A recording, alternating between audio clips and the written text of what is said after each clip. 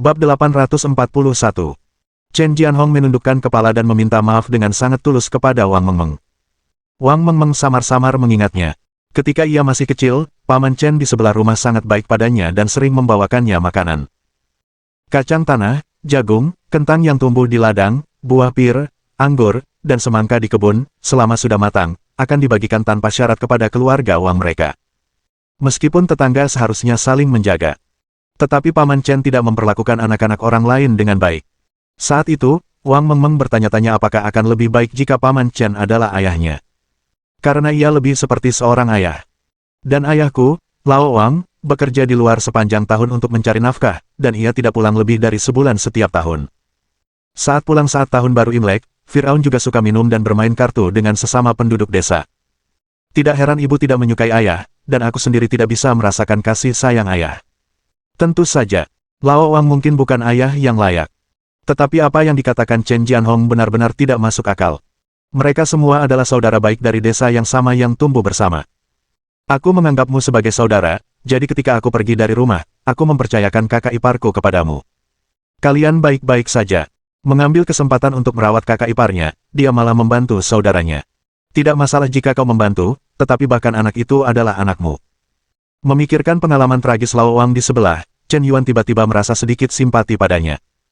Anak perempuan yang telah dibesarkan selama 18 tahun sebenarnya berasal dari Chen tua di sebelah. Aku menganggapmu sebagai saudara, kau telah membantuku selama lebih dari 10 tahun. Kalian bicara dulu, aku ingin diam. Melihat Chen Jianhong, Tang Yun, dan Wang Mengmeng, Chen Yuan merasa seperti orang asing. Yang lain adalah keluarga kecil beranggotakan 3 orang. Kakak, apa kau baik-baik saja? Wang Mengmeng mengejarnya, dan menatap Chen Yuan dengan khawatir. Dia memiliki perasaan campur aduk di hatinya. Rahasia yang selalu kutakuti akan terbongkar akhirnya terbongkar. Kakak Chen Yuan tahu bahwa aku bukan saudara kandungnya, bagaimana kita bisa bergaul? Akankah kakakku menjauhiku? Inilah yang paling dikhawatirkan Wang Mengmeng.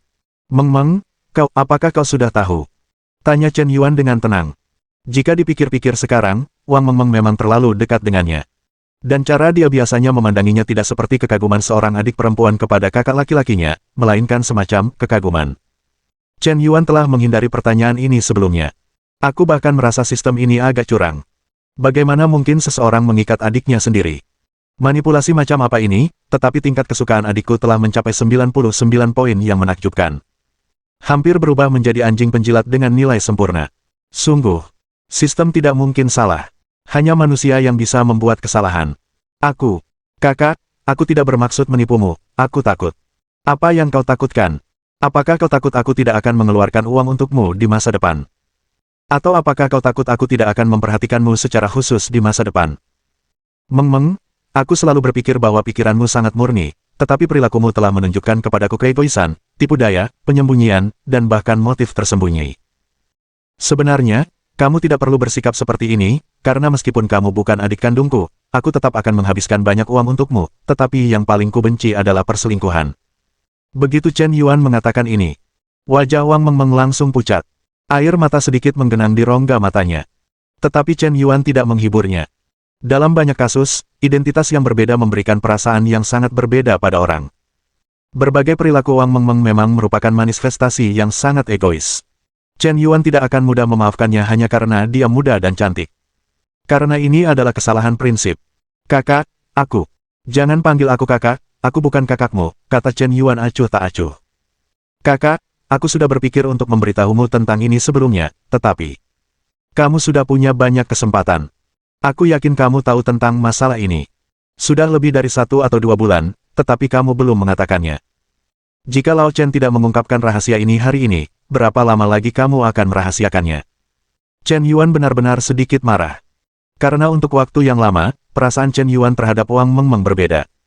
Ia tidak memperlakukannya sebagai target yang terikat sistem. Namun pada akhirnya, yang didapatnya sebagai imbalan adalah penipuan. Jika itu penipuan dengan niat baik, tidak apa-apa. Tapi Wang Mengmeng tidak. Perilakunya agak seperti penipuan yang jahat, dan dia ingin mendapatkan keuntungan yang lebih besar untuk dirinya sendiri melalui penipuan semacam itu. Orang yang dianggap penting adalah dirinya sendiri, jadi alur ceritanya lebih serius. Pergi sana. Aku tidak ingin melihatmu lagi. Wang Mengmeng tiba-tiba mundur 3 langkah. Air mata di matanya tak berhenti mengalir. Dia merasa telah kehilangan hal terpenting dalam hidupnya, dan hatinya sakit. Meng, Xiao Tang, ayo kita pergi dulu, mungkin Xiao Chen benar-benar perlu sendirian, beri dia waktu untuk menerimanya. Chen Jianhong menghela napas. Terkadang pria memang tidak butuh penghiburan.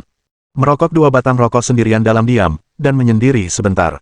Segera, Chen Jianhong, Tang Yun, dan Wang Mengmeng berjalan keluar dari gerbang villa. Wang Mengmeng tampak linglung. Baru saja akan mengantar Chen Jianhong dan Tang Yun kembali ke Thomson Yipin. Sebelum meninggalkan kompleks villa, dia bertabrakan dengan Yue Lingsuang. Hei, Mengmeng, kau. Aku hanya ingin bicara sesuatu denganmu. Aku tidak menyangka akan bertemu denganmu secara kebetulan. Ada apa, Kak Yue? Ayo kita cari kafe dulu, duduk dan bicarakan, karena hal selanjutnya mungkin agak terlalu mengejutkan untukmu. Ngomong-ngomong, kedua orang ini ibuku, Tang Yun, dan Paman Chen. Apakah Paman Chen?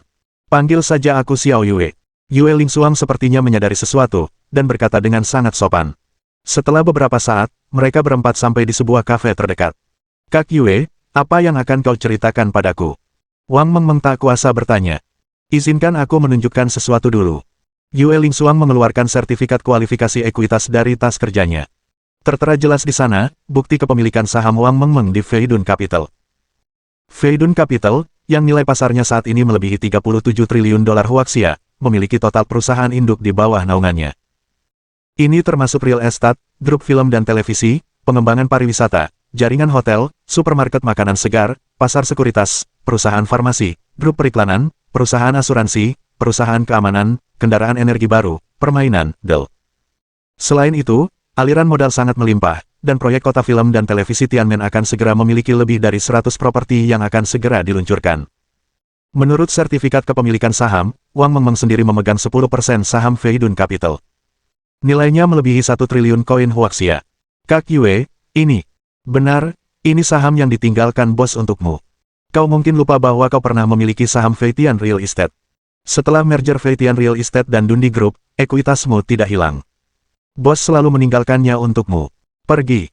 Dan dengan perkembangan Feidun Capital, nilai sahammu saat ini telah melebihi 1 triliun yuan, dan ini masih saham asli. Pertumbuhan di masa depan mungkin melebihi imajinasimu. Begitu Yue Lingsuang mengatakan ini, Wang Mengmeng benar-benar terstunet. Baru saat inilah dia tersadar. Ternyata Chen Yuan telah menyiapkan begitu banyak untuknya. 1 triliun. Angka yang menakutkan. Cukup untuk menciptakan orang terkaya di dunia. Chen Yuan memberinya kekayaan sebesar itu tanpa ragu-ragu. Sungguh persahabatan yang luar biasa. Wang Mengmeng menangis. Menangis begitu menyayat hati, sangat menyakitkan. Emosi dan penyesalan di hatinya hampir membuatnya pingsan. Kakakku sudah terlalu banyak berkorban untukku, tapi aku malah mengkhianati kakakku dan terus membuatnya kesulitan. Demi menyelamatkanku, kakakku hampir mengorbankan nyawanya dan lari ke Las Vegas untuk baku tembak dengan para penculik demi membantuku maju, dia menghancurkan keluarga Chaebol Li di ibu kota. Demi membantuku sukses dalam karir, dia diam-diam memberiku 1 triliun saham di Feidun Capital. Kakakku diam-diam membayar untukku, tapi aku berbohong padanya. Aku tidak pantas diperlakukan seperti ini oleh kakak Chen Yuan. Wang Mengmeng menangis terseduh-seduh. Dia menangis terseduh-seduh, terisak-isak, memikirkan apa yang telah dia lakukan, dia merasa dirinya tidak berarti. Mengecewakan kepercayaan dan cinta Chen Yuan padanya. Kakak, aku minta maaf, aku benar-benar minta maaf. Bab 842. Apakah aku berbicara terlalu keras? Chen Yuan berdiri di balkon villa, diam-diam menyalakan cerutu. Dia mengisapnya tiba-tiba dan menghembuskan asap berbentuk cincin. Dia memandang pemandangan malam sungai Huangpu yang ramai, punggungnya tampak sedikit kesepian. Sebenarnya, dia tidak benar-benar menyalahkan Wang Mengmeng. Hanya ingin melampiaskan amarahnya. Jika itu gadis lain, mungkin Chen Yuan akan curiga bahwa pihak lain memiliki motif tersembunyi, tetapi Wang Mengmeng seharusnya tidak begitu genit. Mungkin karena ayahnya menjadi ayah orang lain, dia sebenarnya menjadi orang luar. Melihat keluarga bertiga itu, Chen Yuan merasa kesal tanpa alasan. Apa yang disebut Nima ini? Jika ayahku bukan ayahku dan ibuku bukan ibuku, lalu dari mana aku berasal? Mungkinkah aku melompat keluar dari celah di batu? Chen Yuan merasa bahwa masalah ini benar-benar menggelikan. Pada saat ini, sebuah pemberitahuan sistem terdengar di benaknya. Wang Mengmeng. Tingkat kesukaan +1. Tingkat kesukaan saat ini, 100 poin. Ding. Target jilatan anjing, Wang Mengmeng, tergerak oleh pengabdian nekat sang tuan rumah, dan poin kesukaannya menembus 100 poin. Selamat kepada tuan rumah atas keberhasilan serangan baliknya. Ding! Ditemukan bahwa tuan rumah menjilat anjing itu, dan anjing dengan skor penuh keempat lahir, dan hadiahnya adalah plus 10 untuk semua atribut. Poin penguatan hadiah plus 50. Nama, Chen Yuan. Usia, 22 tahun. Tinggi, 185 cm. Berat, 80 kg. Kekuatan, 280. Konstitusi, 230. Semangat, 180. Kelincahan, 180.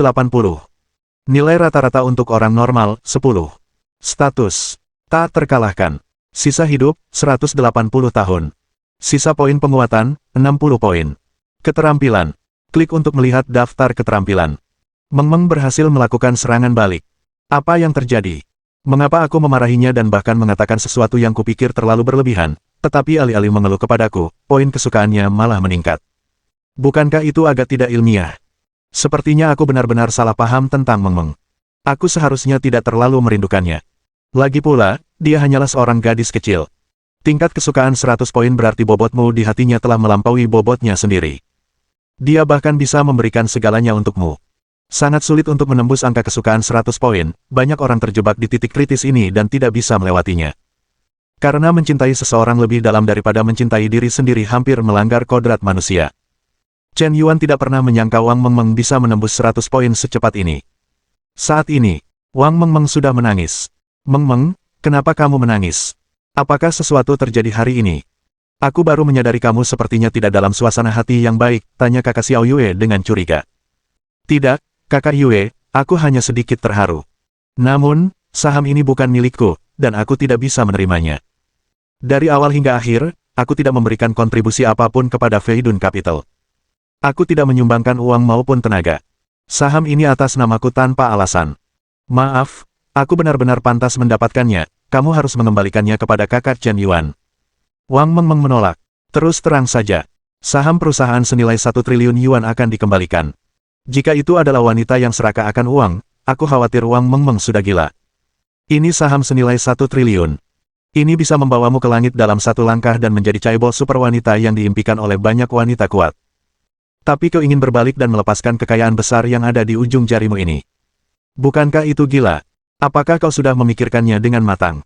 Mengmeng, aku sudah memikirkannya dengan matang. Aku telah menipu kakak Chen Yuan. Jika aku benar-benar menerima saham Feidun Capital, lalu apa bedanya aku dengan pembohong yang menipu kakak Chen Yuan? Kakak Chen Yuan menganggapku sebagai adiknya sendiri, jadi dia akan memberiku saham Feidun Capital, tetapi aku bukan adik kandung kakakku, jadi aku tidak berhak mengambil hal-hal yang bukan milikku.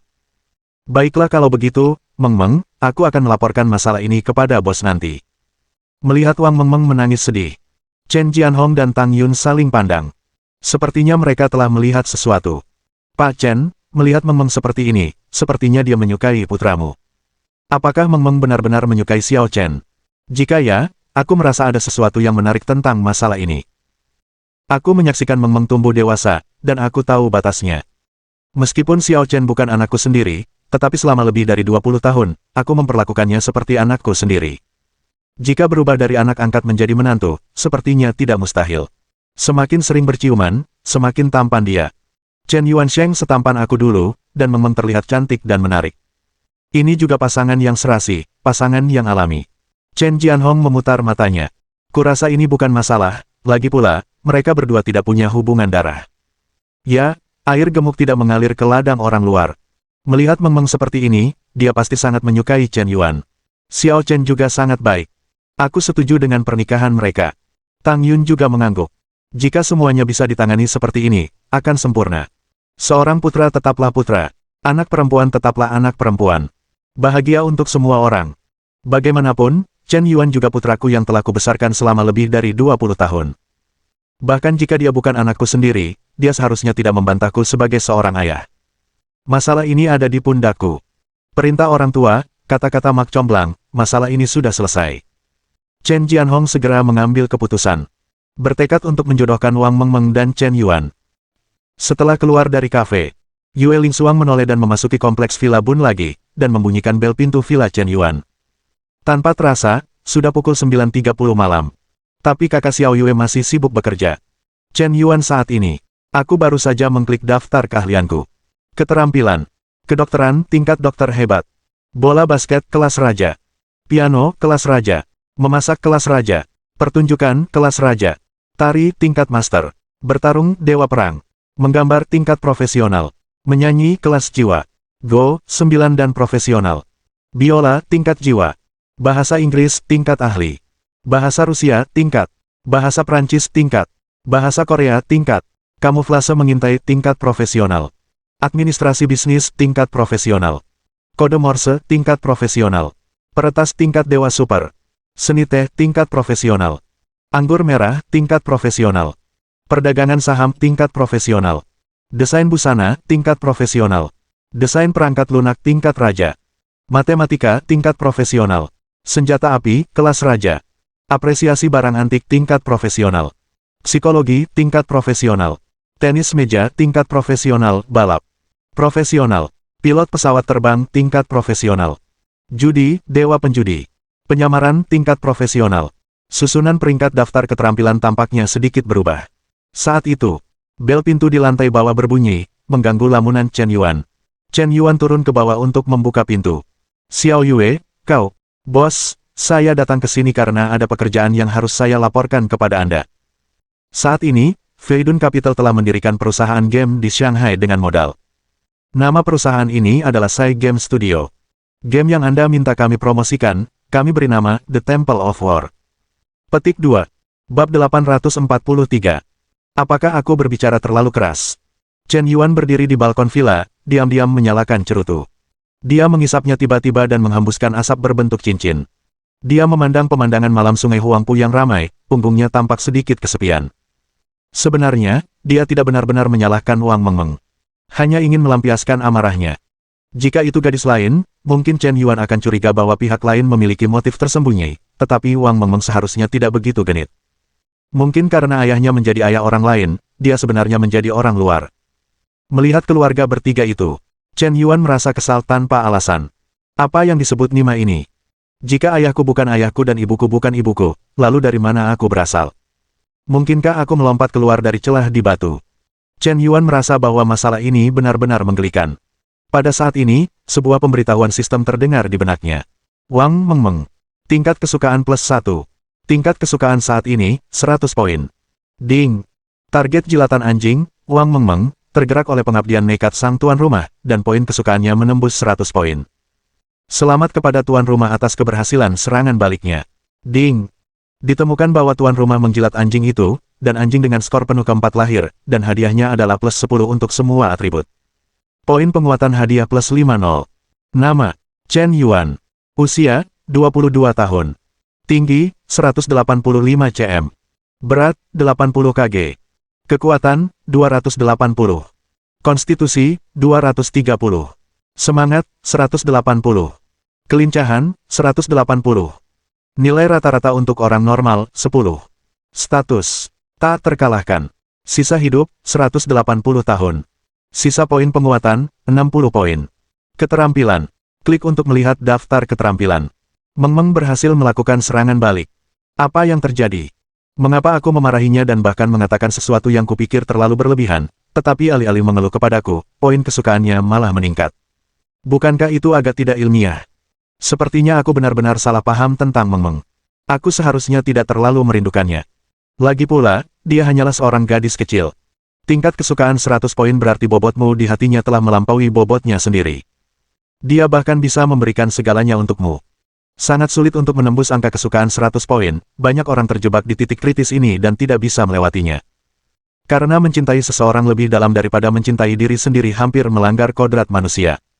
Chen Yuan tidak pernah menyangka Wang Mengmeng bisa menembus 100 poin secepat ini. Saat ini, Wang Mengmeng sudah menangis. Mengmeng, kenapa kamu menangis? Apakah sesuatu terjadi hari ini? Aku baru menyadari kamu sepertinya tidak dalam suasana hati yang baik, tanya kakak Xiao Yue dengan curiga. Tidak, kakak Yue, aku hanya sedikit terharu. Namun, saham ini bukan milikku, dan aku tidak bisa menerimanya. Dari awal hingga akhir, aku tidak memberikan kontribusi apapun kepada Feidun Capital. Aku tidak menyumbangkan uang maupun tenaga. Saham ini atas namaku tanpa alasan. Maaf, aku benar-benar pantas mendapatkannya, kamu harus mengembalikannya kepada kakak Chen Yuan. Wang Mengmeng menolak. Terus terang saja. Saham perusahaan senilai 1 triliun yuan akan dikembalikan. Jika itu adalah wanita yang serakah akan uang, aku khawatir Wang Mengmeng sudah gila. Ini saham senilai 1 triliun. Ini bisa membawamu ke langit dalam satu langkah dan menjadi caibol super wanita yang diimpikan oleh banyak wanita kuat. Tapi kau ingin berbalik dan melepaskan kekayaan besar yang ada di ujung jarimu ini. Bukankah itu gila? Apakah kau sudah memikirkannya dengan matang? Mengmeng, aku sudah memikirkannya dengan matang. Aku telah menipu kakak Chen Yuan. Jika aku benar-benar menerima saham Feidun Capital, lalu apa bedanya aku dengan pembohong yang menipu kakak Chen Yuan? Kakak Chen Yuan menganggapku sebagai adiknya sendiri, jadi dia akan memberiku saham Feidun Capital, tetapi aku bukan adik kandung kakakku, jadi aku tidak berhak mengambil hal-hal yang bukan milikku. Baiklah kalau begitu, Mengmeng, aku akan melaporkan masalah ini kepada bos nanti. Melihat Wang Mengmeng menangis sedih, Chen Jianhong dan Tang Yun saling pandang. Sepertinya mereka telah melihat sesuatu. Pak Chen, melihat Mengmeng seperti ini, sepertinya dia menyukai putramu. Apakah Mengmeng benar-benar menyukai Xiao Chen? Jika ya, aku merasa ada sesuatu yang menarik tentang masalah ini. Aku menyaksikan Mengmeng tumbuh dewasa, dan aku tahu batasnya. Meskipun Xiao Chen bukan anakku sendiri, tetapi selama lebih dari 20 tahun, aku memperlakukannya seperti anakku sendiri. Jika berubah dari anak angkat menjadi menantu, sepertinya tidak mustahil. Semakin sering berciuman, semakin tampan dia. Chen Yuansheng setampan aku dulu, dan Mengmeng terlihat cantik dan menarik. Ini juga pasangan yang serasi, pasangan yang alami. Chen Jianhong memutar matanya. Kurasa ini bukan masalah, lagi pula, mereka berdua tidak punya hubungan darah. Ya, air gemuk tidak mengalir ke ladang orang luar. Melihat Mengmeng seperti ini, dia pasti sangat menyukai Chen Yuan. Xiao Chen juga sangat baik. Aku setuju dengan pernikahan mereka. Tang Yun juga mengangguk. Jika semuanya bisa ditangani seperti ini, akan sempurna. Seorang putra tetaplah putra. Anak perempuan tetaplah anak perempuan. Bahagia untuk semua orang.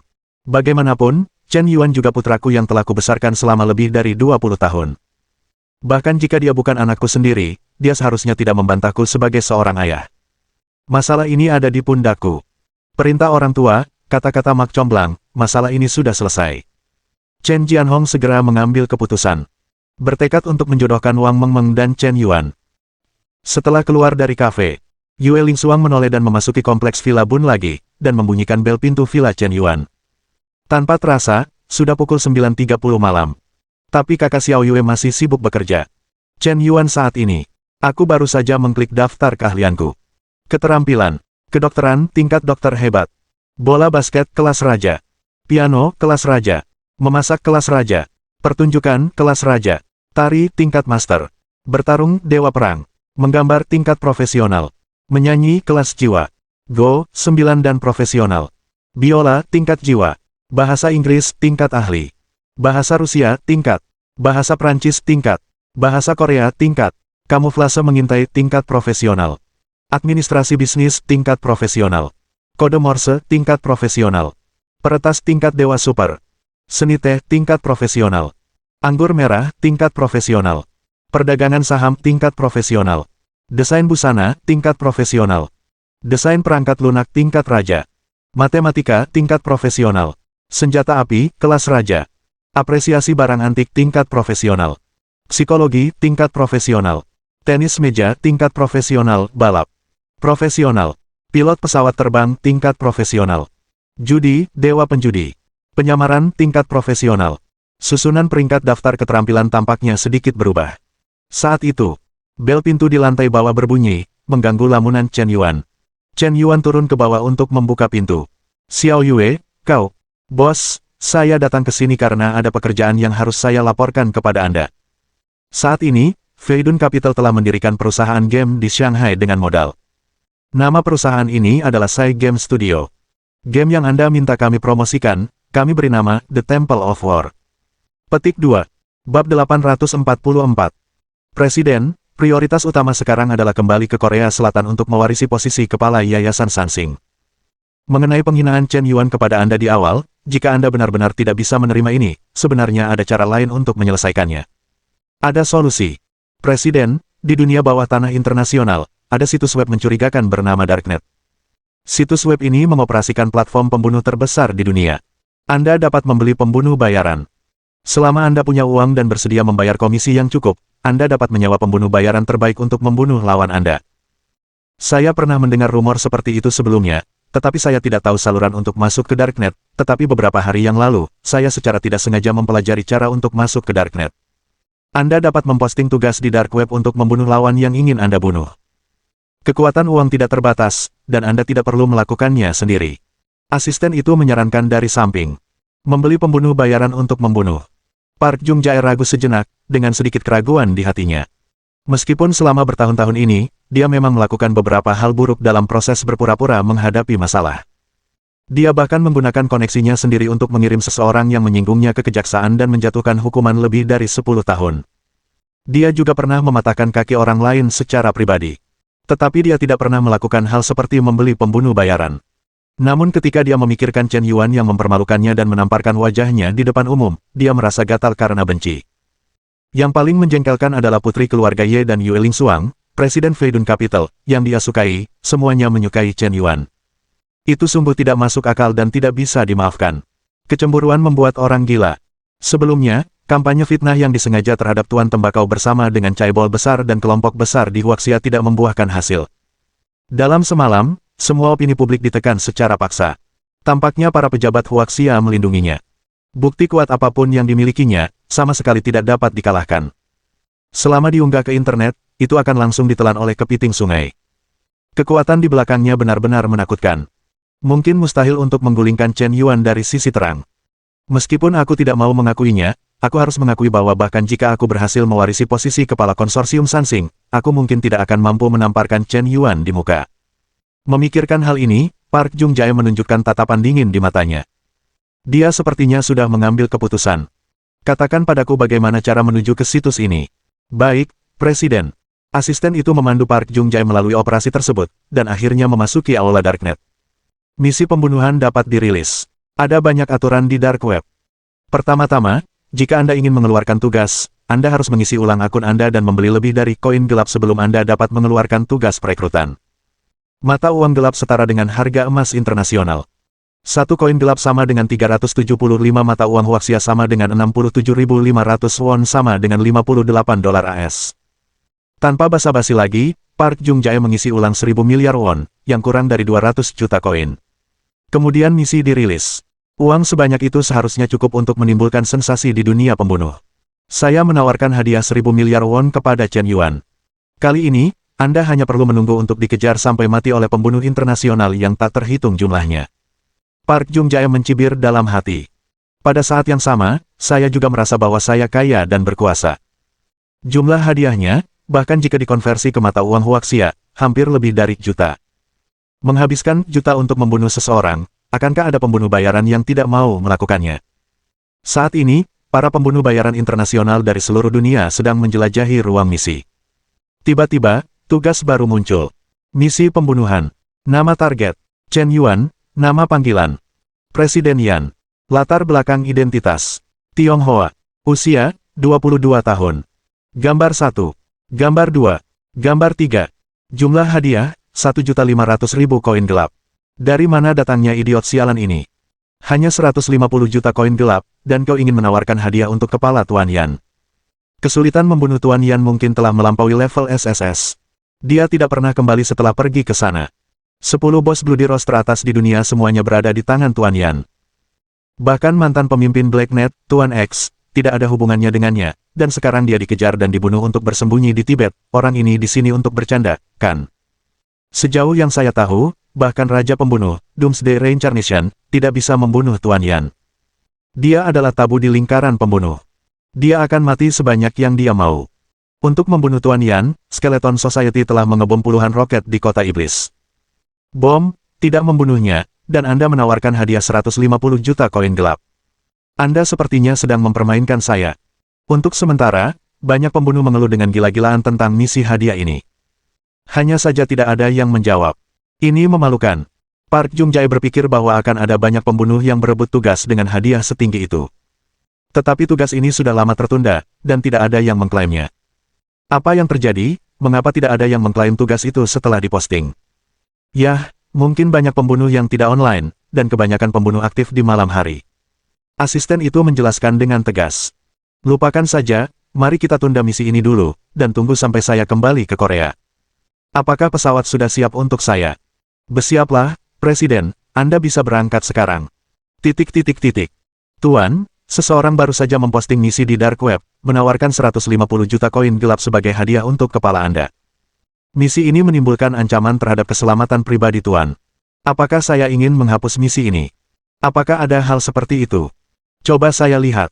Ketika Chen Yuan bangun di pagi hari, bahkan sebelum dia menyikat giginya, kecerdasan buatan Wang Cai mengingatkan Chen Yuan. Dia segera pergi ke ruang bawah tanah, menyalakan superkomputer, dan mulai menjelajahi ruang misi Dark Web. Siapa yang memberi tugas ini? Tanya Chen Yuan dengan santai. Meskipun akun yang memposting tugas itu anonim dan tidak akan terikat dengan informasi identitas apapun, kecerdasan buatan dapat dengan cepat mengunci pemberi tugas melalui jejak aktivitas jaringan dan informasi pengisian ulang akun. Tentu saja, harus diumumkan kepada dunia luar bahwa semua informasi pembunuh dan informasi pemberi tugas bersifat rahasia. Bahkan manajemen platform pun tidak dapat menemukannya. Sebenarnya, siapa kalian? Saya telah mencatat semuanya dengan jelas. Dana pengisian ulang tugas berasal dari Korea Selatan. Akun tersebut milik konsorsium Sansing. Menurut jejak jaringan, pemberi tugas yang memberi tugas berasal dari Shanghai. Tuan, mohon tunggu sebentar. Saya sedang menganalisis big data global untuk mengunci identitas pemberi tugas. Oke, saya mungkin tahu siapa itu. Datang dari Korea Selatan, dan ingin menawarkan hadiah untuk kepalaku, berseteru denganku, dan tidak kekurangan uang, siapa lagi kalau bukan Pangeran Sansing. Kudengar pagi ini, kepala Sansing tewas tertabrak pesawat.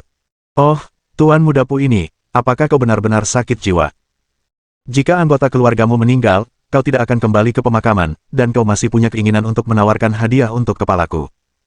Chen Yuan sedang berpikir apakah akan menggunakan caranya sendiri untuk menghadapinya, ketika tiba-tiba, misi lain muncul di aula misi. Misi pembunuhan. Target hadiah. Park Jung Jae. Latar belakang identitas, pangeran dari konsorsium Sansing. Usia, 25 tahun. Gambar 1. Gambar 2. Gambar 3. Video, 1. Jumlah hadiah, 2 juta koin gelap. Wang Cai, apakah ini misi yang kau berikan? Tuan, saya tidak mempostingnya, misi ini nyata. Orang baik, kebetulan sekali, bukan? Sepertinya beberapa orang tidak ingin Tuan Muda Park ini menggantikannya. Dalam pertempuran antara keluarga kaya dan berkuasa, pilihannya hanya mati atau terluka. Kepala Sansing meninggal dunia, dan Park Jung Jae bukan satu-satunya yang menjaga posisi ini. Park Zhengsai sudah ditawari hadiah, jadi saya tidak perlu melakukan apapun lagi, jadi mengapa tidak menawarkan hadiah kepada orang lain? Bukankah Xiaor Beichen melarikan diri? Kalau begitu masukkan dia ke dalam daftar, tawarkan hadiah sebesar juta koin gelap, dan buru Xiaor Beichen. Tuan yang baik, saya akan memasukkan orang yang ditargetkan ke dalam daftar hadiah sekarang juga. Bab 845. Misi pembunuhan. Target hadiah. Beichen. Latar belakang identitas. Grandmaster Raja Obat Huaxia, dengan asal-usul misterius, tokoh legendaris dari generasi ini. Usia, tidak diketahui. Gambar 1. Gambar 2. Gambar 3. Jumlah hadiah, juta koin gelap. Tak lama kemudian, tugas tersebut secara otomatis dibuat dan dirilis di aula tugas Dark Web. Sesaat, bola mata para pembunuh bayaran di seluruh dunia terbelalak. Hadiah sebesar juta koin gelap, kepala ini terlalu berharga, bukan? Bahkan jika Chen Yuan diperintahkan untuk memburunya di seluruh dunia, tampaknya jumlah hadiahnya hanya 10 miliar dolar AS. Tetapi hadiah 58 juta koin gelap hampir setara dengan 375 miliar dolar AS, miliar koin Huaxia. Sungguh keterlaluan. Siapa Beichen ini? Aku belum pernah mendengarnya di komunitas internasional. Dia begitu berharga. Mungkin dia bos tingkat tersembunyi. Misi ini lebih berharga daripada perintah perburuan global sebelumnya. Selama kau membunuhnya, kau tidak perlu bekerja seumur hidupmu. Bukan hanya seumur hidup, tapi 10 kehidupan tanpa bekerja. Raja Tabib Beichen, aku kenal orang ini. Dia adalah salah satu pembangkit tenaga tersembunyi di Tiongkok. Kekuatannya tak terukur. Kekuatannya yang menakutkan mungkin tidak kalah dengan Raja Pembunuh. Sangat hebat. Tidak heran hadiah buronannya begitu tinggi. Aku khawatir ini adalah misi tingkat SSS lainnya. Aku tidak tahu seberapa kuat Beichen Yaowang, tetapi aku tahu bahwa dia terluka parah dalam pertempuran dengan Dongsuan Yaozun di Sungai Huangpu. Sekarang adalah waktu terbaik untuk membunuhnya. Ketika dia pulih dari lukanya, kurasa tidak akan mudah untuk membunuhnya, manfaatkan penyakitnya dan bunuh dia. Apakah ada bos besar yang membentuk tim bersama, bunuh Beichen, dan kita akan berbagi bonus secara merata.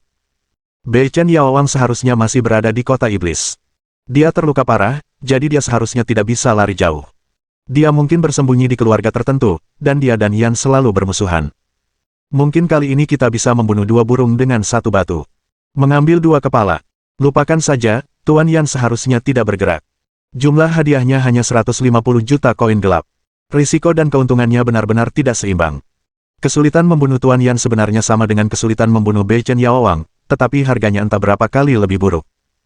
Hanya orang bodoh yang bisa melakukannya, dan orang di balik Tuan Yan adalah Dong Xuan Yaozun. Hal yang menakutkan tentang bos legendaris ini di luar pemahaman saya, Anda bisa menyelidikinya sendiri, dan Anda akan tahu betapa menakjubkannya keberadaan ini. Apakah ada orang besar yang ingin melengkapinya? Saya bisa menyediakan granat, peluncur roket, bahan peledak TNT, bom asap, senapan sniper baret, M24, AK. Jika Anda membutuhkannya, Anda bisa menghubungi saya. Harganya wajar, dan mudah untuk ditipu. Kata-kata tersebut terbagi menjadi dua bagian. Grup Jiangchang, rumah sakit lain di Shanghai. Bei Chen Yaowang telah pulih banyak dari lukanya setelah sehari berlatih. Untungnya, kali ini, saya membawa pil Baikao. Obat ini dimurnikan dari 100 jenis ramuan berharga. Obat ini sangat berharga dan memiliki efek penyembuhan yang sangat baik untuk memperbaiki luka dalam. Namun, saya telah terluka selama 100 hari, bahkan dengan berkah ramuan ini, mungkin butuh waktu sebulan untuk pulih sepenuhnya dari luka ini. Meskipun luka saya telah stabil, kekuatan saya telah sangat berkurang. Aku khawatir aku hanya bisa menggunakan maksimal persen kekuatanku. Selama periode ini, jangan melawan orang lain dengan enteng. Jika bisa, tetaplah tenang. Saat aku kembali ke masa jayaku, aku akan menikahi anak Chen Yuan. Kebetulan aku sedang dalam masa istirahat selama 1 bulan, ini seharusnya membuat Dong Xuan tua lebih santai. Bei Chen Yaowang sudah memutuskan untuk melanjutkan omong kosong ini sampai akhir. Meskipun persen kekuatan seharusnya cukup untuk menghadapi junior, tapi itu tidak perlu. Tetap tenang dan panjang umur. Saat itu, tiba-tiba terdengar ketukan di pintu kamar Bei Chen Yaowang. Bum bum bum. Siapa itu? Tuan Bei Chen, ini aku, Li Zekai. Masuk. Pintu terbuka, dan Li Zekai masuk. Tuan, apakah Anda baik-baik saja? Sedikit luka, tidak apa-apa. Setelah sehari berlatih, hampir sembuh, kata Bei Chen dengan tenang. Syukurlah Tuan baik-baik saja. Aku benar-benar tidak menyangka Dong Xuan Yaozun ini begitu kuat hingga bisa melukai Tuan. Kali ini, Tuan dikalahkan. Banyak orang membicarakannya. Sepertinya banyak keluarga yang telah Anda bantu sedikit terguncang, dan mengatakan hal-hal buruk. Apa yang kalian katakan? Bei Chen Yaowang memasang wajah muram, dengan sedikit niat membunuh yang samar-samar terlihat di tubuhnya. Mereka berkata, Tuan, kekuatan dan kemampuan medis Anda tidak dapat dibandingkan dengan Dong Xuan Yaozun.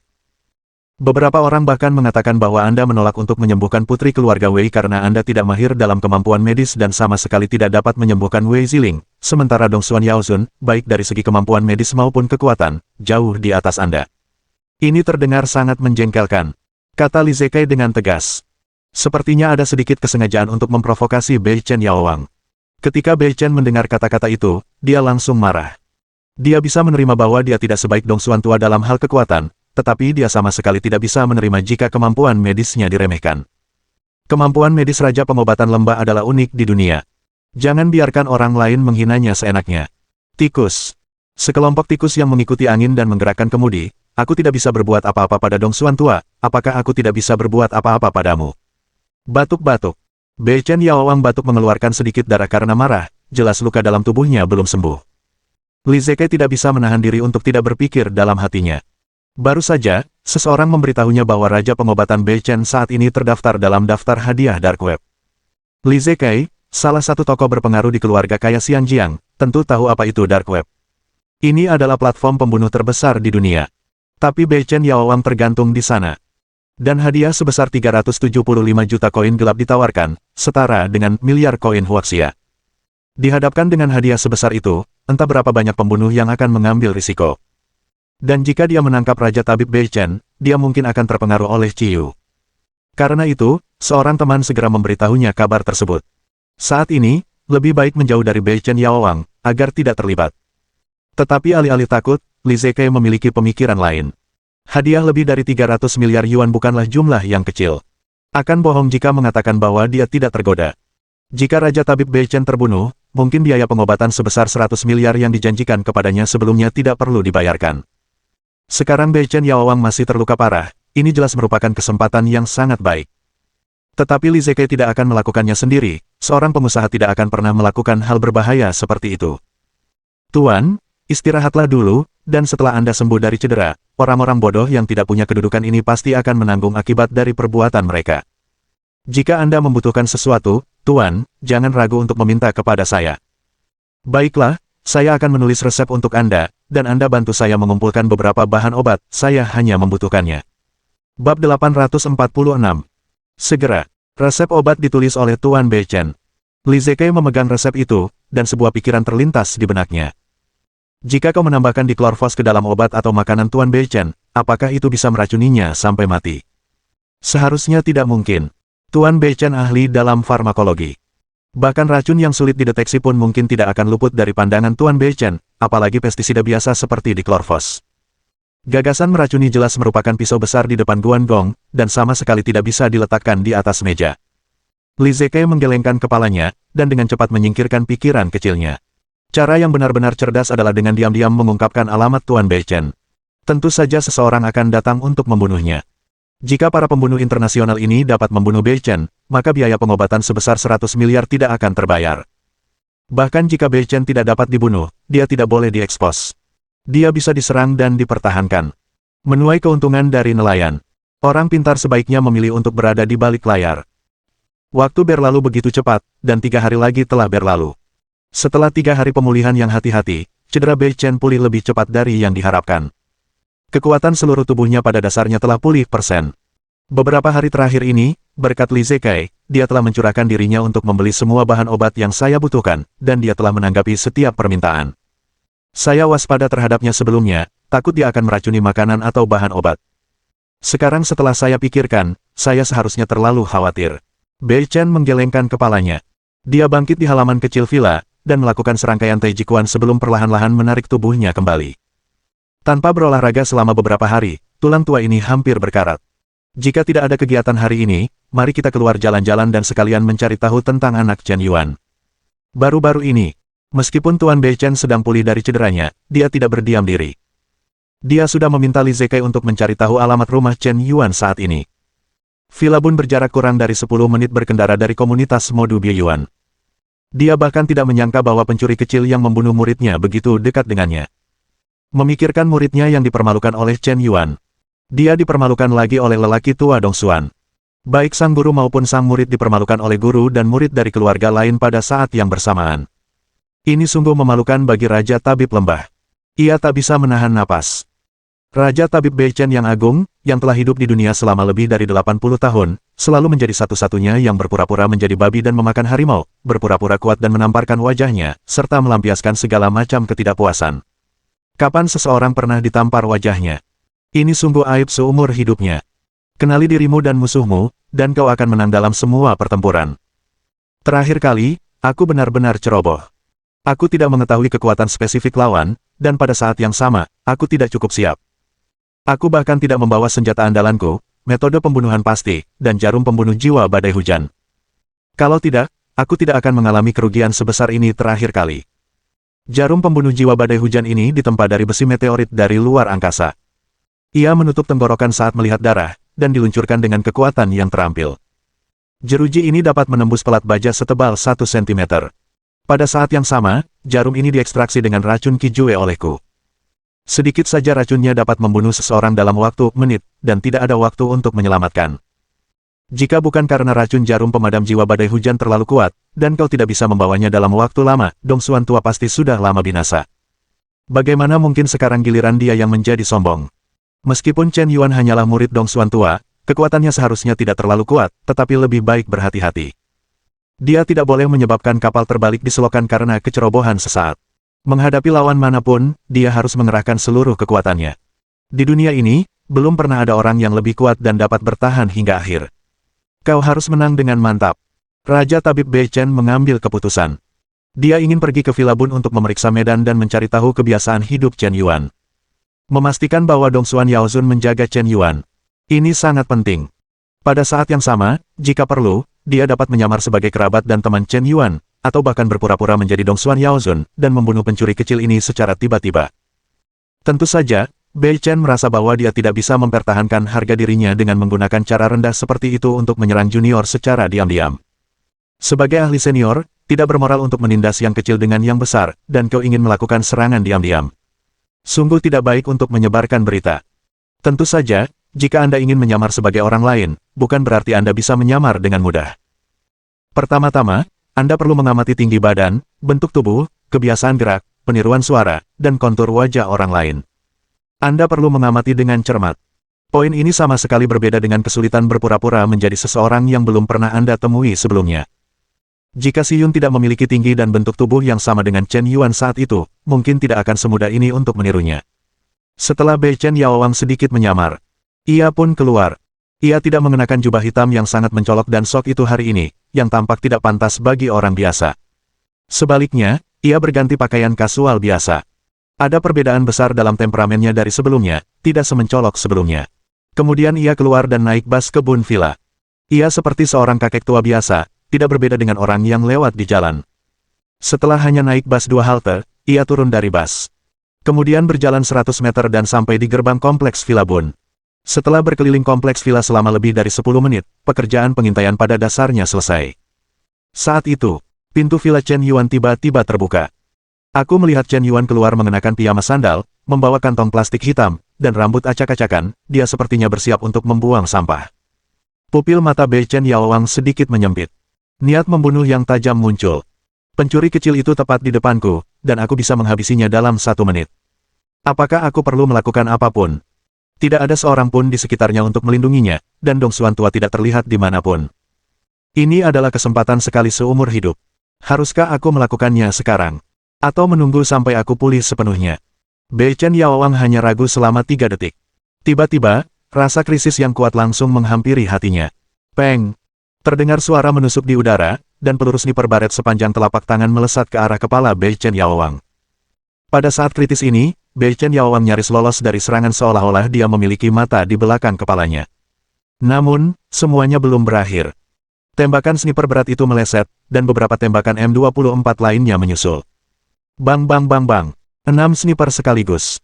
6 tembakan beruntun dalam sekejap, hampir memblokir semua posisi Bei Chen Yaowang. Pada saat kritis ini, jika berada di masa jayanya, gerakannya akan secepat kilat, dan dia pasti mampu menghindari semuanya. Namun masalahnya, kekuatan Bei Chen Yaowang baru pulih persen. Akibatnya, gerakannya melambat. Dia berhasil menghindari 5 serangan pertama, tetapi yang terakhir tidak. M24 meledak di bahu kirinya. Raja Tabib Bei Chen langsung marah. Ini tidak masuk akal, jika kalian berani menyerangku, kalian semua akan mati. Bab 847. Lapisan ketiga pengunci gen, terbuka. Detik berikutnya, Bei Chen Yaowang langsung melesat pergi. Segala sesuatu di sekitarnya melambat di matanya. Ia hanya butuh 1/10 detik untuk mengunci posisi ke-6 penembak jitu itu. Dengan lambaian tangan kanannya, 3 garis cahaya perak melesat keluar dari tangannya. Wosh wosh. Jarum pemadam jiwa badai hujan menembak 3 penembak jitu di tempat, menembus alis lawan dengan presisi yang tak tertandingi, langsung membunuh mereka di tempat. Bagaimana mungkin seseorang membunuh orang lain dengan jarum terbang dari jarak 100 meter? Kekuatan Bei Chen Yaowang benar-benar tidak bisa diremehkan. 3 penembak jitu lainnya begitu ketakutan sehingga mereka segera berlindung dan tidak berani menunjukkan kepala mereka lagi. Namun, bahaya belum hilang. Pada saat ini, sebuah truk besar melaju dari sisi jalan, dan dengan kecepatan lebih dari 120 yard, menabrak Bei Chen Yaowang. Bei Chen Yaowang baru saja menembakkan 3 jarum pembunuh jiwa badai hujan. Ia masih belum sadar. Semua perhatian tertuju pada 3 penembak jitu lainnya. Siapa sangka sebuah truk besar akan menabraknya saat ini. Sangat cepat. Serangkaian gerakan pamungkas tidak memberinya kesempatan untuk bernapas. Kau ingin mati. Wosh. Cahaya perak lain melesat keluar, dan jarum pemadam jiwa badai hujan menembus kaca truk di tempat, menancap kuat di dahi pengemudi truk. Membunuh dalam 1 tembakan. Tanpa ampun. Tetapi meskipun pengemudi itu mati, mobil itu tidak berhenti, dan dengan kekuatan benturan yang sangat besar, Bei Chen Yaowang terlempar di tempat. Truk yang ganas itu menabrak pagar kompleks perumahan. Bei Chen Yaowang terlempar sejauh 10 meter. Ia berguling-guling di tanah beberapa kali sebelum bangun. Puff! Seteguk darah menyembur keluar. Saat ini, Bei Chen Yaowang, dengan rambut acak-acakan dan darah di sekujur tubuhnya, tampak sangat malu. Sialan, jika dia belum pulih dari luka lamanya dan ditembak di bahu kirinya oleh penembak jitu, yang membuat gerakannya lambat, bagaimana mungkin dia bahkan tidak bisa bersembunyi dari truk. Raungan. Bei Chen Yaowang meraung. Meskipun tubuhnya berlumuran darah, dia tetap berdiri tegak. Memamerkan tubuhnya ke udara. Peng, peng, peng. Saat tubuhnya terlihat, 3 penembak jitu yang tersisa menyerang lagi. 3 tembakan lagi dilepaskan ke arah Bei Chen Yaowang. Ini saatnya menunggu. Jika ketiga penembak jitu itu ingin menyerang, mereka pasti akan menunjukkan kepala mereka. Dan saat mereka menunjukkan kepala mereka, Bei Chen Yaowang melompat, tubuhnya yang terluka parah melayang setinggi 5 atau 6 meter, lalu berputar 1080 derajat di udara. Dia nyaris menghindari 3 tembakan penembak jitu. Wosh wosh. 3 cahaya perak lagi terbang keluar, dan jarum pemadam jiwa badai hujan yang mengerikan melesat ke arah 3 penembak jitu yang tersisa dari sudut yang sangat sulit. Bahkan jika dahinya tidak tertembus, selama dia terluka oleh jarum beracun itu, dia pasti akan mati. Dalam sekejap mata, Raja Tabib Bei Chen membunuh 7 pembunuh. Kekuatan mengerikan dari setelan itu sepenuhnya terungkap.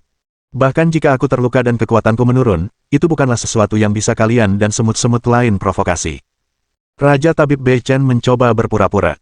Dada gelombang. Tiba-tiba, lebih dari selusin pembunuh muncul lagi di tengah kerumunan. Orang-orang ini bertindak cepat, dan ketika mereka menyebut AK, mereka langsung menembak. Daya tembaknya sangat kuat. Sulit untuk membedakan siapa pembunuhnya. Sepertinya semua orang di kerumunan itu adalah pembunuh. Bei Chen Yaowang buru-buru menghindar, lalu berlarian sambil memegangi kepalanya. Bahkan mentalnya hampir runtuh. Sialan, kenapa ada begitu banyak pembunuh? Berbaring di rumput. Jika bukan karena luka seriusku, aku akan membunuh kalian semua. Hu Luoping yang diganggu anjing, dan Long Yu Soal diserang udang. Saat aku pulih dari luka-lukaku, kalian semua akan mati. Dalam pelarian yang panik, Bei Chen Yaowang ditembak 2 kali dengan AK. Tapi meskipun orang ini semakin terluka, dia masih berlari lebih cepat dari kelinci. Hampir dalam sekejap, dia lari tanpa jejak. Kejar. Targetnya terluka parah. Ini adalah waktu terbaik untuk membunuhnya. Lain kali tidak akan semudah ini untuk membunuhnya. Kepala orang tua ini bernilai 375 miliar, bunuh dia dan bagi bonusnya secara merata. Kita sama sekali tidak bisa membiarkannya lolos, ayo kita berpencar dan mengepungnya. Bei Chen Yaowang gemetar karena marah. Dia tidak pernah menyangka bahwa, sebagai master generasi pertama lembah Raja Obat, seorang ahli kunci gen tingkat 3, suatu hari dia akan dikejar dan dibunuh oleh sekelompok semut. Apakah ini lebih dari sekadar aib? Ini benar-benar aib. Yang membuat Bei Chen Yaowang semakin tak tertahankan adalah ketika dia diburu oleh para pembunuh, Chen Yuaner mengeluarkan sekotak keripik kentang. Sambil makan keripik kentang, dia menyaksikan dirinya diburu. Sepertinya dia menikmati pertunjukan yang bagus. Terlalu memalukan. Sungguh arogan. Kau benar-benar murid yang baik dari Patua Dongsuan, dan perilakumu yang meremehkanku tidak berbeda dengan Patua Dongsuan. Dikelilingi oleh para pembunuh, Bei Chen Yaowang dengan cepat menerobos pengepungan. Satu-satunya keberuntungan adalah kota itu penuh dengan gedung-gedung tinggi, lingkungan perkotaannya kompleks, dan banyak lalu lintas. Bei Chen Yaowang melarikan diri ke gang yang ramai, dan mustahil bagi para pembunuh untuk menggunakan daya tembak berat untuk melindunginya secara intensif. Menghadapi ahli top seperti Bei Chen Yaowang, jika dia tidak bisa membentuk kekuatan serangan yang besar dan perlindungan yang rapat, jika dia bertemu sendirian, dia akan langsung tertangkap. Mustahil untuk mengancam Raja Tabib Bei Chen dengan serangan 1 titik. Bahkan jika dia terluka parah. Tentu saja, para pembunuh ini telah mengganggu, dan situasi Bei Chen tidak optimis. Dia belum sembuh dari luka parah dan malah mengalami luka baru.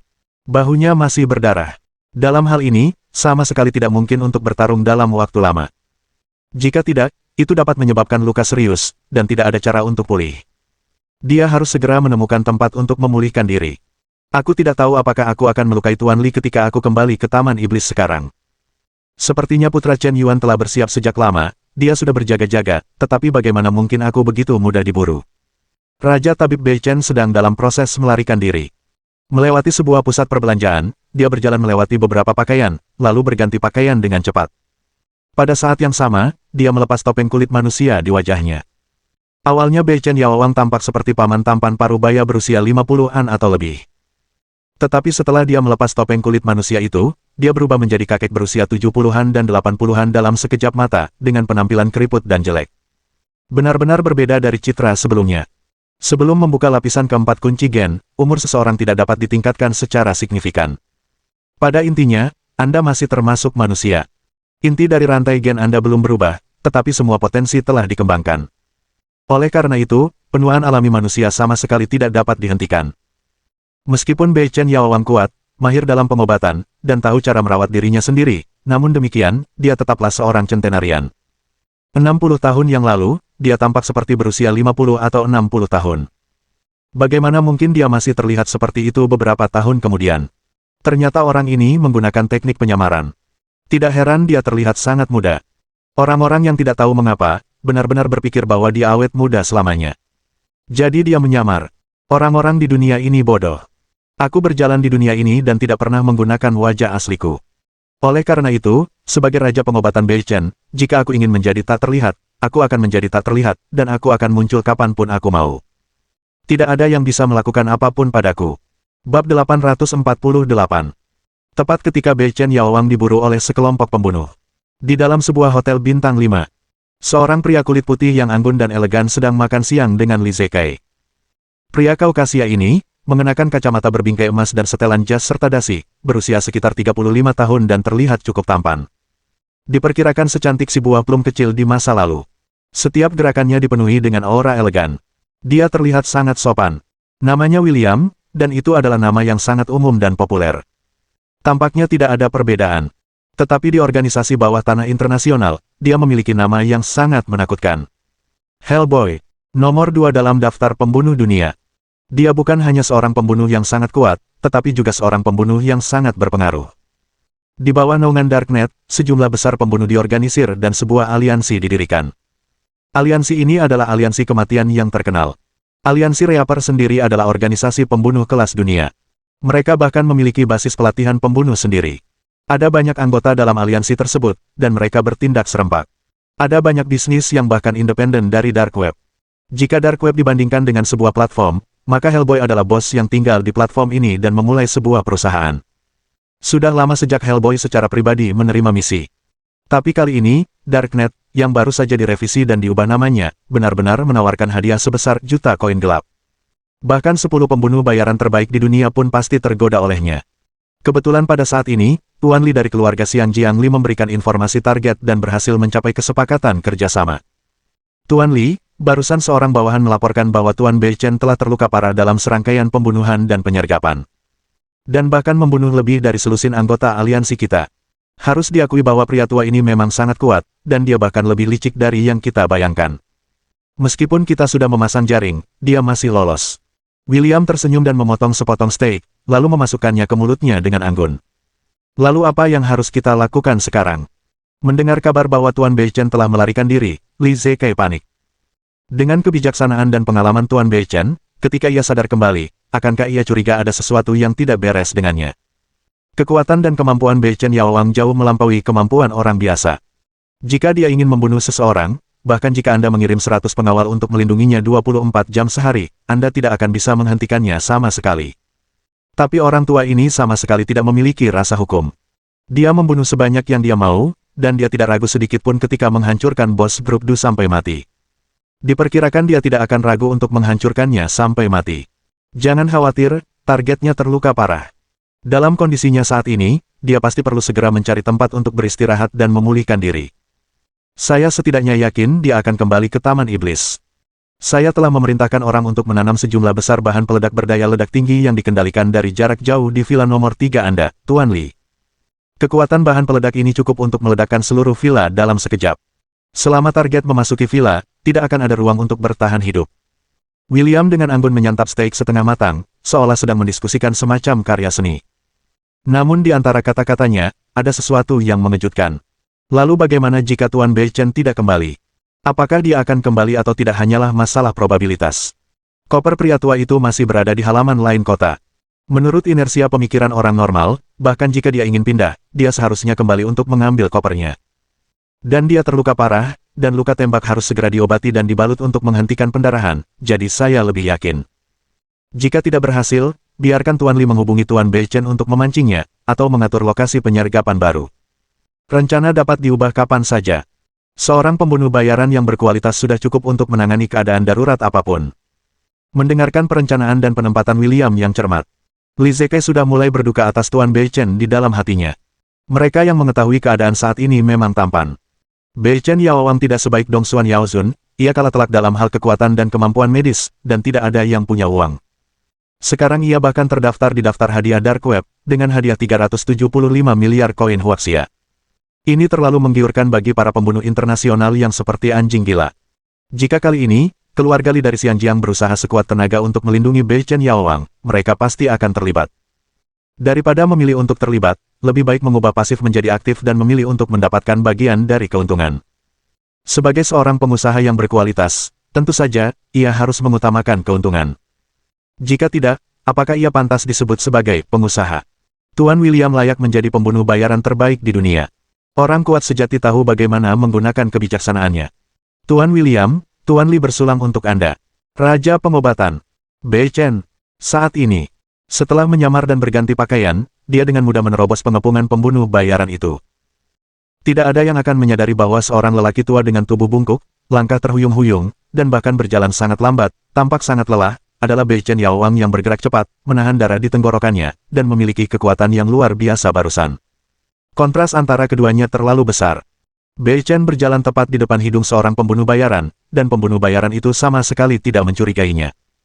Sekarang, aku harus segera mencari tempat untuk beristirahat dan memulihkan diri dari luka-lukaku.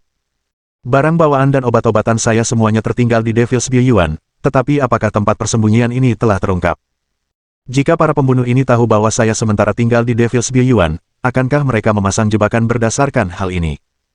Jika saya masih muda, tentu saja saya tidak akan peduli dengan hal-hal kecil seperti ini, tetapi sekarang saya terluka parah, kelalaian sekecil apapun akan menyebabkan konsekuensi serius, dan kita harus bertindak dengan hati-hati. Bei Chen Yaowang telah berkelana selama bertahun-tahun, dan dia bukanlah orang yang baru terkenal. Pengalaman 100 tahun tidak sebanding dengan orang biasa. Dia tentu saja dapat memikirkan jebakan yang tidak dapat dipikirkan orang lain. Jahe masih tetap tua dan pedas. Dia berjalan kaki, dan dalam waktu kurang dari 10 menit, dia tiba di dekat Modu Beyuan. Tetapi dia tidak memasuki kompleks villa. Penjaga keamanan di kompleks ini tampaknya telah berubah. Wajahnya baru. Ketika saya keluar hari ini, ada pria gemuk lain yang sedang bertugas. Ada yang aneh, suasananya agak ganjil. Bei Chen Yaowang sangat peka terhadap bahaya. Satpam berwajah polos ini memiliki mata yang sangat tajam, tidak seperti satpam biasa. Bei Chen Yaowang berjalan melewati gerbang seolah-olah tidak ada orang di sekitar. Terlihat sangat konyol. Tapi anjing bisa hidup lama. Membunuh satpam sama seperti menyembelih babi dan anjing, tetapi bisakah Anda menjamin bahwa tidak akan ada penyergapan lain di villa? Ding ding ding. Bei Chen Yaowang baru saja berjalan melewati gerbang kurang dari 20 meter. Ponsel Nokia lamanya tiba-tiba berbunyi. Itu Li Zekai yang menelepon. Hei, apa yang bisa saya lakukan dengan orang tua ini? Tuan, senang mendengar Anda baik-baik saja. Saya baru saja kembali ke Beyuan, ibu kota, dan mendapati suami saya tidak ada di sana. Saya sangat khawatir dengan keselamatan suami saya, kata Li Zekai dengan cemas di telepon. Apa yang Anda ketahui? Tuan, situasi Anda saat ini sangat berbahaya. Saya baru mengetahui bahwa nama Anda telah tercantum dalam daftar hadiah pembunuhan internasional, dan jumlah hadiahnya mencapai 375 miliar koin Huaxia. Saya tidak tahu binatang buas mana yang melakukannya. Ini adalah upaya untuk memenggal kepala Tuan dengan segala cara. Tidak heran saya akan dibunuh hari ini. Kejadian ini pasti ada hubungannya dengan pencuri kecil Chen Yuan. Sialan. Bab 849. Tuan, situasi Anda saat ini sangat berbahaya. Lebih baik jangan menunjukkan wajah Anda di depan umum. Anda kembali ke Taman Kota Iblis dulu, dan saya akan segera mengatur akomodasi baru untuk Anda. Kata-kata Li Zekai penuh kekhawatiran. Tetapi Bei Chen Yaowang dapat mendengar sesuatu yang tidak biasa. Apakah benar ada seseorang yang begitu baik? Bahkan jika Anda sudah tahu bahwa tempat ini ada dalam daftar hadiah, Anda masih ingin melindungi saya tanpa mempedulikan bahaya yang mengancam Anda sendiri. Apakah Li Zekai ini setia, ataukah dia menyimpan niat jahat? Bei Chen Yaowang sangat waspada di dalam hatinya. Dia berjalan ke sudut jalan dan kebetulan melihat seorang adik laki-laki mengantarkan makanan. Segera ia membuat rencana. Xiao Li, kebaikan hari ini, akan saya simpan di hati saya, dan saya pasti akan membalasnya ketika saya pulih dari cedera saya di masa depan. Tuan, sama-sama. Merupakan suatu kehormatan bagi saya, Li Zekai, untuk membantu Tuan Bei Chen. Baiklah, mari kita tidak bicara lagi, saya hampir sampai di Beyuan, ibu kota. Lalu menutup telepon. Bei Chen Yaowang langsung berhenti di depan kurir pengantar makanan. Pak Tua, ada yang Anda kerjakan. Kurir itu hampir terkejut karena sedang mengendarai skuter listrik. Untungnya, dia mengerem tepat waktu dan tidak menabrak kakek tua itu, kalau tidak dia pasti sudah tamat. Anak muda, kakek tua ini memberi Anda kesempatan, maukah Anda? Pak Tua, jangan bercanda, pesanan saya hampir habis waktunya, minggir. Siapa yang bercanda, asal Anda membantu saya akan memberi Anda 1.000 juta. Benar atau salah? Kurir pengantar makanan itu tercengang. Apakah ada hal sebaik itu? Bahkan jika dia mengantar makanan seumur hidup, dia tidak akan bisa menghasilkan uang sebanyak itu. Tentu saja itu benar. Asal Anda memakai topeng kulit manusia ini dan masuk ke villa itu, seseorang akan memberi Anda 1.000 juta, bukan hanya 1.000 juta, dan seseorang akan memberi Anda juta jika Anda mau. Sepertinya ini kompleks villa kelas atas. Orang-orang yang tinggal di sini kaya atau sangat kaya. Si pengantar makanan ragu-ragu, lalu mengambil masker kulit manusia dari Bei Chen Yaowang. Meskipun kedengarannya agak konyol, godaannya terlalu besar. Butuh waktu 3 menit baginya untuk mengenakan masker kulit manusia itu. Dia melihat ke kaca spion mobil listriknya. Rumput yang tergeletak, penampilannya benar-benar berubah. Bukankah topeng kulit manusia ini menakjubkan? Topeng ini benar-benar bisa mengubah penampilan orang lain. Seru anak penjual makanan itu berulang kali. Terkejut di dalam hati. Aku tak bisa menahan diri untuk tidak mempercayai apa yang dikatakan lelaki tua itu. Sekarang, kau bisa masuk ke villa itu. Asalkan kau meminta, berapapun uangmu, seseorang akan memberikannya. Jangan bohong padaku, apa kau ingin mendapatkan mobil listrikku? Tidak mungkin. Kurir pengantar makanan itu mengunci mobil listrik dengan sangat hati-hati. Lelaki tua ini sudah sangat tua sehingga ia kesulitan berjalan. Mustahil untuk berlari sambil membawa mobil listrik, kan? Kunci mobil listrik dan lepaskan pakaian pengantar makanan. Kurir pengantar makanan itu berjalan menuju villa dengan kepala tegak. Tuan Bei Chen, silakan masuk. Ketika petugas keamanan di gerbang melihat Tuan Bei Chen mendekat, ia segera membungkuk dan memberi hormat dengan sikap yang sangat hormat. Setelah sekitar 5 menit atau lebih, aku melihat suara keras tiba-tiba datang dari kompleks villa. Boom! Gelombang ledakan yang mengerikan langsung meratakan villa mewah seluas meter persegi itu hingga rata dengan tanah dalam sekejap. Kobaran api besar membubung ke langit. Awan jamur berdiameter 50 meter membubung ke atas. Gelombang ledakan yang mengerikan menghancurkan kaca-kaca yang tak terhitung jumlahnya. Di seluruh kompleks villa, setidaknya 10 villa terkena dampaknya. Secara langsung menyebabkan kerugian ekonomi yang tak terhitung jumlahnya. Bei Chen Yaowang menyaksikan dengan dingin dari seberang jalan. Melihat pemandangan asap tebal yang mengepul di depannya, niat membunuh di hatinya terus melonjak dan meningkat dengan mantap. Bagus sekali, Li Zekai, kau berani mengkhianati orang tua ini. Kali ini, kau telah mempersempit jalanmu. Nasib mengkhianati orang tua ini bukanlah sesuatu yang dapat kau tanggung. Saat sebuah bus lewat, sosok Bei Chen Yaowang menghilang tanpa jejak lagi. Pada saat ini, di dalam sebuah hotel bintang 5, Tuan William baru saja menerima video di ponselnya. Yang terekam dalam video itu adalah Bei Chen Yaowang berjalan masuk ke villa dan hancur berkeping-keping. Kekuatan bom berdaya ledak tinggi itu hampir setara dengan 5 ton bahan peledak TNT, dan dalam radius 10 meter dari pusat ledakan, tidak ada yang bisa selamat. Dengan ledakan yang begitu dahsyat, Bei Chen Yaowang mungkin tidak akan bisa melarikan diri bahkan di masa jayanya, apalagi dalam keadaan terluka. 58 miliar dolar AS di tangan. Tuan Li, targetnya sudah ditentukan, senang bekerja sama. Benarkah sudah terpecahkan?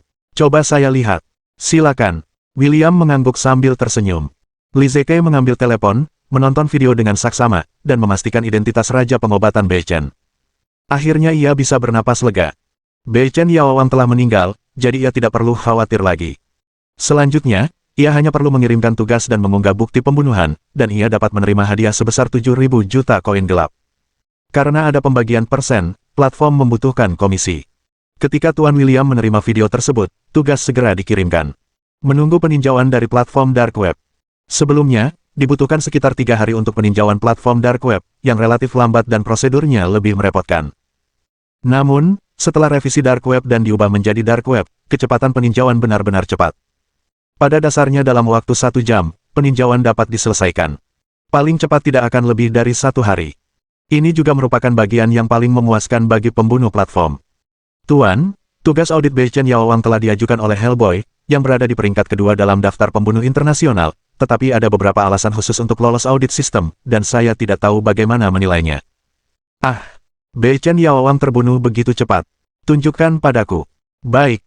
Wang Cai mengangguk, dan tak lama kemudian sebuah gambar ledakan muncul di depan layar komputer. Dalam video tersebut, Bei Chen Yaowang memang terbunuh oleh bom. Tetapi Chen Yuan pernah bertarung melawan Bei Chen Yaowang, dan dia sangat mengenal sosok dan temperamen lawannya. Orang ini tampaknya persis seperti Bei Chen kecuali penampilannya. Bentuk tubuhnya tampak sedikit berbeda. Yang terpenting, bukankah dia ditembak di bahu oleh senapan sniper? Mengapa kedua lengannya masih sangat lentur? Ini bukan Bei Chen Yaowang, ini jelas tubuh palsu. Tuan, saya telah meretas sistem manajemen lalu lintas mode, dan menggunakan pen positioning satelit global dan teknologi pengenalan orang cerdas, saya telah mengunci Bei Chen Yaowang.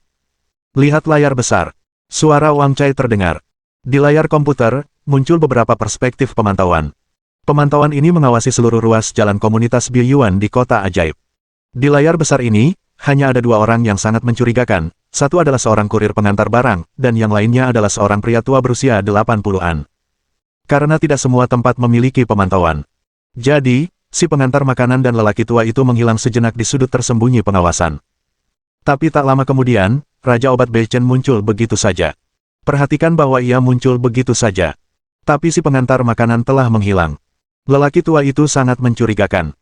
Mengerti? Lelaki tua Bei Chen ini memang selalu bermuka dua, dan para pembunuh ini nyata, membunuh kambing hitam, dan ingin merebut komisi misi. Tolak misi ini langsung, dan beritahu mereka alasannya, jangan membuat mereka tidak percaya. Baik, Tuan. Bab 850. Sepertinya Raja Pengobatan Bei Chen ini hanya membuang-buang waktu. Orang-orang tua itu telah mewariskan sihirnya. Aku tidak menyangka akan mati semudah ini. Tuan William, saya ingin bersulang untuk Anda. Kata Li Zekai sambil tersenyum. Zaman terus berubah dan teknologi terus maju. Sekuat apapun manusia, bahkan jika mereka melampaui batas fisik mereka, mereka tetaplah tubuh fana. Setelah lebih dari 10 tahun berlatih, mereka masih belum sebaik senjata api. Bahkan beberapa orang istimewa, yang melampaui batas kemampuan manusia biasa, masih akan tersingkir di era ini, dan itu bukan tanpa alasan. Bahkan jika mereka bisa mengabaikan kekuatan senjata api, mereka tidak bisa mengabaikan kekuatan meriam, dan bahkan lebih mustahil untuk mengabaikan kekuatan rudal. Adapun bom atom dan bom hidrogen, apalagi. Meskipun Bei Chen ini sangat tidak biasa, dia hanyalah manusia yang sedikit lebih kuat. Dengan sedikit cara, dia bisa diatasi. Hal terpenting bagi manusia untuk menjadi penguasa segala sesuatu bukanlah kekuatan individu, tetapi kemampuan untuk memiliki kekuatan yang lebih unggul. Kecerdasan yang lebih tinggi dari spesies lain, dan kreativitas yang luar biasa. Kebijaksanaan adalah kemampuan tertinggi. William menyesap anggur merah dan berkata dengan sangat angkuh. Tidak ada yang salah dengan mengatakan ini, kebijaksanaan memang kemampuan tingkat tinggi. Pertanyaannya adalah apakah kecerdasanmu benar-benar cukup tinggi? Tuan William benar. Melampaui batas tubuh manusia terlalu sulit bagi orang biasa. Hampir 1:1.000.000. Namun, perkembangan teknologi dapat menguntungkan semua orang. Tidak heran teknologi akan menang. Di zaman kuno, ketika dua negara berperang, mereka bertempur di medan perang, yang membutuhkan kekuatan tirani. Karena itu, orang-orang menganjurkan seni bela diri, dan hampir semua orang berlatih seni bela diri. Namun, di zaman modern ini, banyak orang yang berlatih bela diri mendapati bahwa setelah 10 tahun berlatih bela diri, pada akhirnya mereka ditembak dan dibunuh. Ini pukulan besar bagi siapapun yang berlatih bela diri. Karena ada jalan pintas, mengapa mereka masih berlatih bela diri? Orang-orang seperti Bei Chen Yaowang mungkin tersisa dari sejarah, tetapi mereka pada akhirnya akan dieliminasi oleh sejarah. Ini juga hukum alam seleksi alam. Li Zekai mengangguk setuju. Orang-orang tua itu memuji Raja Pengobatan Bei Chen, tetapi itu hanyalah pemikiran zaman dulu. Beberapa orang keras kepala dan percaya pada beberapa guru yang tak tertandingi. Zaman selalu maju. Di era ini, bukan guru yang tak tertandingi yang benar-benar hebat, tetapi orang kaya. Orang kaya adalah yang terbaik. Soal kunci gen yang dibanggakan Raja Pengobatan Bei Chen, itu hanyalah omong kosong. Bukankah dia dibunuh oleh bom? Melihat betapa hebatnya dirimu, apakah kau benar-benar berpikir kau begitu hebat? Kemudian beberapa pembunuh menanam bahan peledak dan membunuhmu, hanya itu. Habiskan makan dan minummu. William hendak pergi. Tiba-tiba ponselnya bergetar lagi. Dia membukanya. Tiba-tiba mengerutkan kening. Ada apa? Pengajuan tugas gagal. Tidak lolos tinjauan. Mungkinkah komisi tugas terlalu tinggi, dan Dark Web tidak mau membayar? Wajah William menjadi gelap. Dia segera masuk ke Dark Web dengan ponselnya untuk mencari tahu mengapa tinjauan gagal. Tuan Hellboy yang terhormat, misi pembunuhan yang Anda ajukan, menurut tinjauan resmi Dark Web, misi belum selesai, dan target Bei Chen belum mati. Silakan berusaha lebih keras. Ayo. Setelah balasan ini, sebuah video terlampir. William mengklik video tersebut dan sedikit bingung saat itu juga.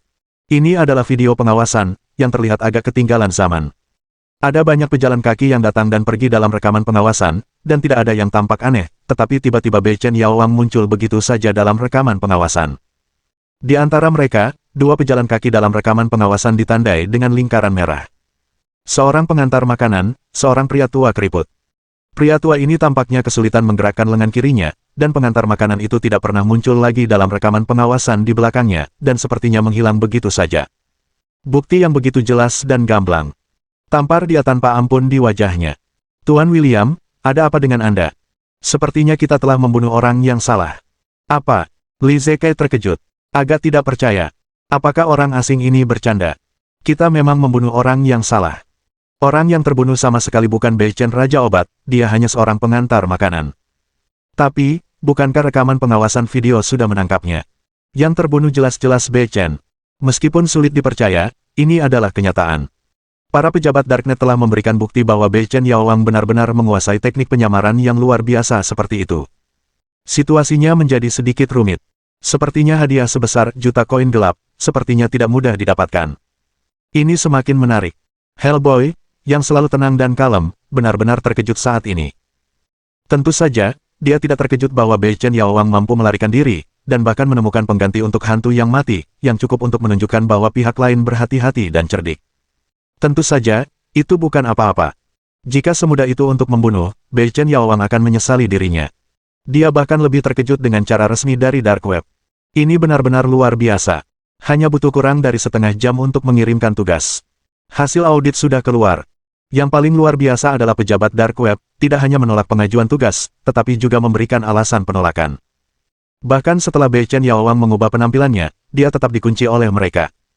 Itu mengerikan. Seolah-olah ada sepasang tangan besar tak terlihat, memantau setiap target misi setiap saat, kemanapun Anda pergi, identitas apapun Anda, dan penampilan seperti apapun yang Anda tampilkan, Anda tidak dapat bersembunyi di depan pejabat Dark Web. Sungguh menakutkan. Lalu apa yang harus kita lakukan sekarang?